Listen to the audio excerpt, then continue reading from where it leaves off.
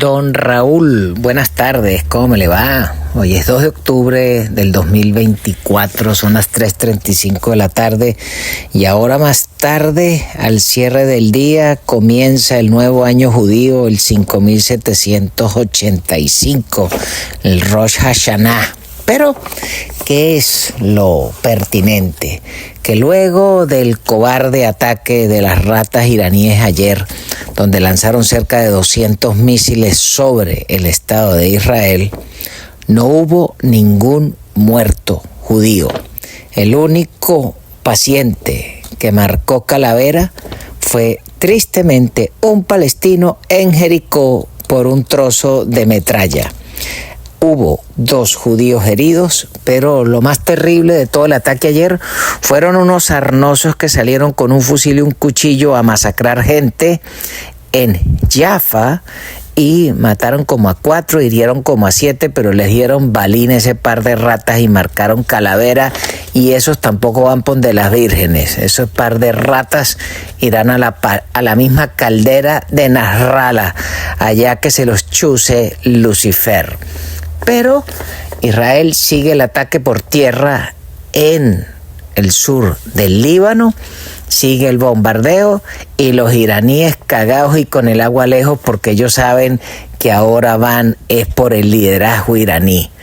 Y por más de que falló el ataque el día de ayer, cuando se los revienten no van a saber por dónde le van a dar, porque los israelíes no van a perder su tiempo matando inocentes ciudadanos iraníes. A los que se van a cascar es al liderazgo militar y a los ayatolás, ese poco de sarnosos con turbante negro que lo único que hacen es guardar piojos, chinches y liendres. Sobre todo después de ver la actitud cobarde y canalla del gobierno del viejito dormilón, la bruja la mala y la rata del pintado de Chicago, que por seguir la agenda de los globalistas comunistas y de los sarnosos musulmanes que lo que quieren es destruir la civilización occidental, le soltó billones de dólares a los iraníes, más el cambio en el precio del petróleo con el cambio de políticas de este actual gobierno, que les hizo tener suficiente real en la chácara a los sarnosos iraníes para tirarse la parada con Hamas, la parada con Hezbollah y sobre todo el malandro Vladimir en Ucrania para pretender invadir allá esos territorios desde la Rusia que hoy en día no es más que una estación de combustible con armas nucleares, porque no tienen un toche esa cuerda de rateros. Pero allí no termina la jugada. Lo interesante es que vemos que el otro que tiene que estar cagado y con el agua lejos es el infeliz, imbécil, idiota, estúpido, cretino, asesino, prevaricador, capo del narcotráfico y colombiano que pretende dirigir el destino de Venezuela. Sí, este Bolsas del Bigotón, que ahora se sumó un enemigo más, porque no solo tiene de enemigo a los más de 7 millones de individuos que votaron en contra de él ahora en julio, más los 8 millones que nos fuimos, que de esos cerca del 90% le despreciamos a él y a todo el liderazgo de ratas que tienen destruyendo Venezuela desde hace más de 26 años. Pero ahora, además de que tienen al señor Prince que les está marcando la milla en 10, entonces ahora se echaron de enemigo al señor Netanyahu, su gobierno y su aparato de inteligencia. Bueno, ahora sí, quién sabe en qué hueco van a dormir, porque en Caracas no hay suficientes túneles, ni siquiera los del metro, para que se esconda esta pecueca y su pandilla de sabandijas. Pero lo otro que es pertinente contar es que ayer se produjo el debate para los vicepresidentes americanos y el señor J.D. Vance básicamente le dio un recital de látigo al señor Valls, le dio juguete por ambos lados y el tipo no se le movió ni una ceja. Y por más de que las moderadoras de la CBS eran peor que Muir en el debate con el catire de la ABC, el señor Vance las dejó en la parada porque las dejó como unas estúpidas. Y el Bolsas de Valls lo que hizo fue pisarse una bola y demostrar que a ese carajo lo escogieron es porque era un viejito blanco antisemita comunista. Ese es su gran palmarés. Ahora, lo otro que no se le puede perder la luz es los hechos en Venezuela. Y es que vemos el mal manejo de supuestos dirigentes que se hacen llamar líderes sindicales y observamos que agarraron en un acto sucio al presidente del Tribunal Supremo, el señor Marval, y le entregaron un amparo en el acto de protesta del día 28, eso por parte de un supuesto sindicalista petrolero, pero que era chavista. Sí, ese fue de los que salió a la parte de la destrucción de la industria petrolera venezolana y ahora pretende que le paguen 20 millones de dólares ofreciéndole a un poco de trabajadores petroleros, dice que les va a conseguir 100 mil dólares. ¿A cuenta de qué? ¿De dónde? Iguala, écheme una mano, suscríbase, dele a la manita y ponga la campanita para que me apoye. Gracias. Y lo que está haciendo es ser un gran cabrón de otro sindicatero de la gobernación del Distrito Metropolitano de Caracas y además de un empresario de apellido Romero, que son los que están financiando esta demanda, que ya la metieron a una corte de Delaware, les pintaron una paloma, después andan por todos lados junto con un sujeto que era dueño de un periódico venezolano que se metió en peos con el conde del Furrial y le clavaron una demanda a título personal y le confiscaron su propiedad, y entonces él dice que está velando por el pago de los pasivos laborales de los empleados del periódico. Bueno, este señor tiene que entender que su deuda laboral es con sus empleados y no es una deuda de la República. En el peor de los casos es una querella del Mion del Furrial con él, pero la República no puede hacerse partícipe de esa deuda. Y ahí lo que quieren es estafar un poco de gente, y este lince lo que pretende es cobrarse 60 millones de dólares por las instalaciones que tenía allá en Boleíta, y resulta que ese es un peo personal y la República no se puede tragar ese sapo. Y mucho cuidado al Tribunal Supremo del señor Marval, porque una cosa es recibir un amparo a una persona y otra cosa es comprometer los destinos de la República a futuro para unos sinvergüenzas. Mucho cuidado. Pero allí no termina la novela. Es que en Venezuela siguen apareciendo sujetos que dicen ser opositores y en el fondo son una manga de cabrones. Como observamos que el día 18 aparece un escrito en La Patilla de un individuo llamado Edgar Romero Nava, que su palmarés dice haber sido presidente de Fedecámara, pero cuando usted hace la tarea y jurunga, consigue que este bicho, por allá en la década de los 80, lo que hizo fue quebrar una empresa que se llamaba Atlantis.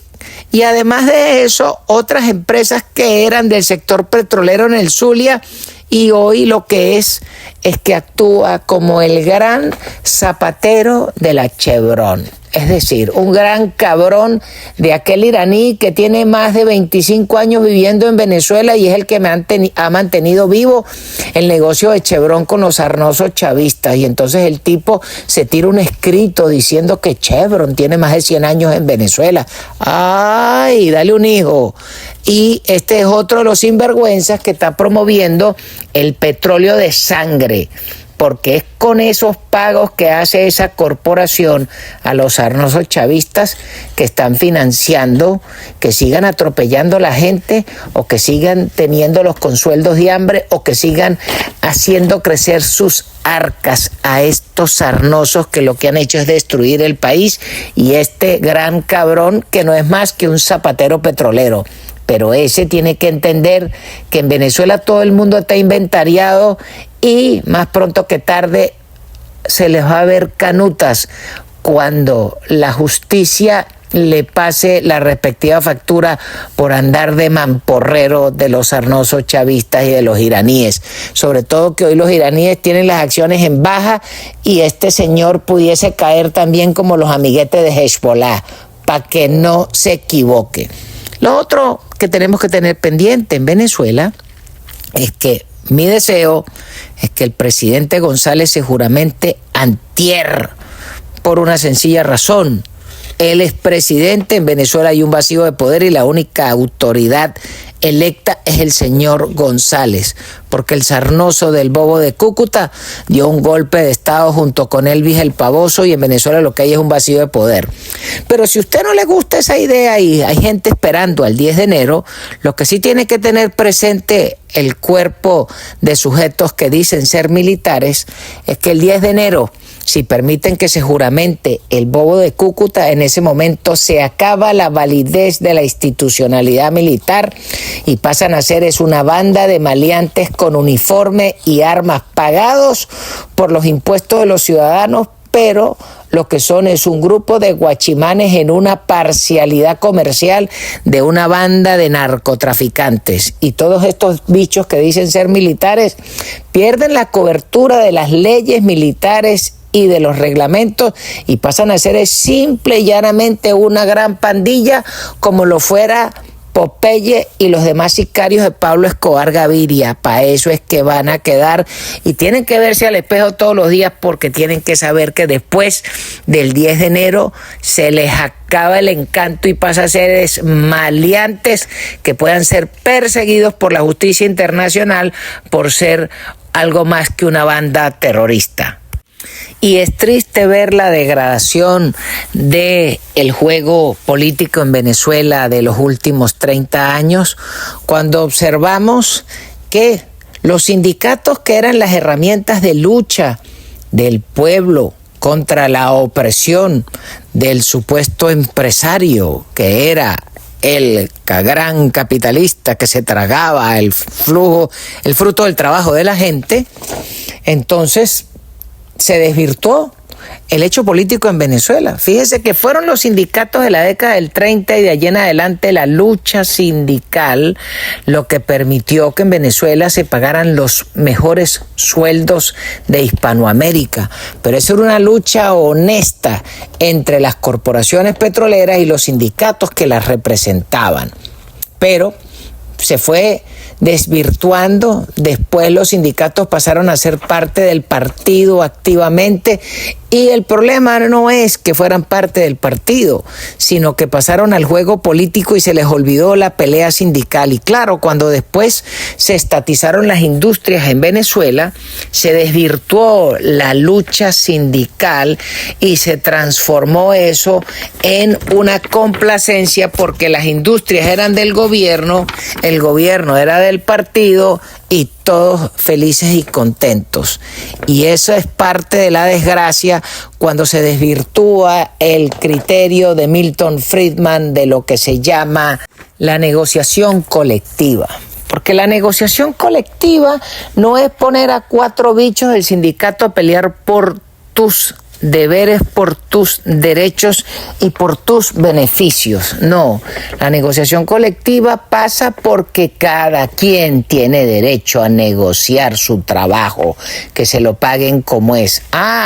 Que si además de eso se pueden agrupar en sindicatos, bueno, mejor, pero lo que no puede ser es que los sindicatos te descontaban directamente de la nómina y entonces ya los jefes sindicatos no peleaban por tu derecho o por tus reivindicaciones porque no le importaba, porque igual el sindicato cobraba por la derecha, directo, desde la nómina. ¿Y quién fue el que cambió eso? Eso lo cambió aquel gobernador de Wisconsin, el señor Scott Walker, durante el gobierno del Pintado de Chicago, que dijo que el que quisiera estar afiliado a un sindicato lo podía hacer, pero que tenía que agarrar y voluntariamente pagar, hacer el cheque y pagarle al sindicato, no que el sindicato se lo descontaba de la nómina a coñazo limpio.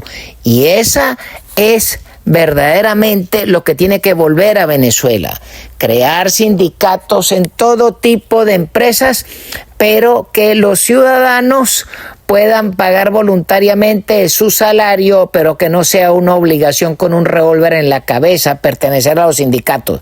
Pero los sindicatos no son malos per se, porque fueron los que lograron establecer las luchas de la civilización occidental de los últimos 200 años. años. Ahora, el problema es que cuando hoy hablamos de sindicatos solamente hablamos de la perversión a donde llegó la Venezuela de hoy.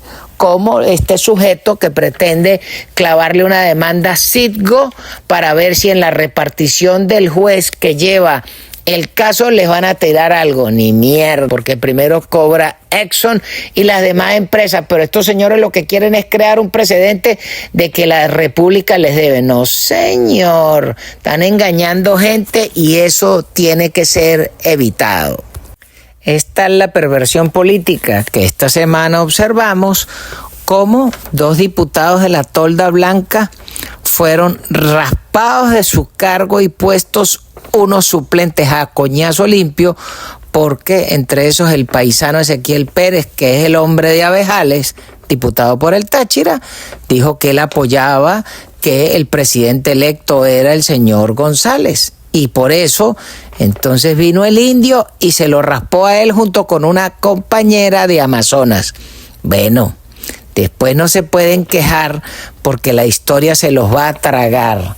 Y mientras tanto, entonces vemos que el señor Milei en la Argentina pasó una ley de boleta única. Es decir, sí entendió que a Macri lo guisaron con la trampa de Indra y a él casi lo guindan con la trampa de Indra, pero ahora volvieron a el voto manual en una sola boleta y pones toda la información y a contar manual y no pasar por la transmisión del software trampeado, las sarnas de Smartmatic. Bravo por los argentinos y nosotros a ver cuándo aprendemos. Mientras tanto, lo que sí está clarísimo es que la trampa que se montó la gobernadora de Arizona, donde clavaron más de 218,000 electores que son inmigrantes ilegales, les está desnudando el juego y eso lo que muestra es el culillo que le tienen al catire. Sobre todo que el catire se anda por todo el territorio americano repartiendo látigo y juguete. Y mientras tanto, luego del gran triunfo de ayer de J.D. Vance, de aquí al 5 de noviembre, lo que queda es misericordia y trompa al que quiera, trompa a todo el mundo.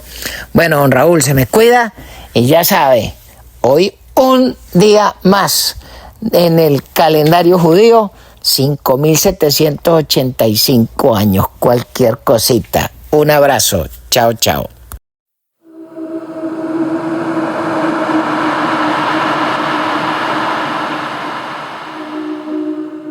Pollito de corazón a 2.500 el paquete, hallacas de pollo a 2.500 cada una, a la orden los bollitos de mazorca a 2.500 el paquete, bollito de corazón a 2.500 el paquete, hallacas de pollo a 2.500 cada una.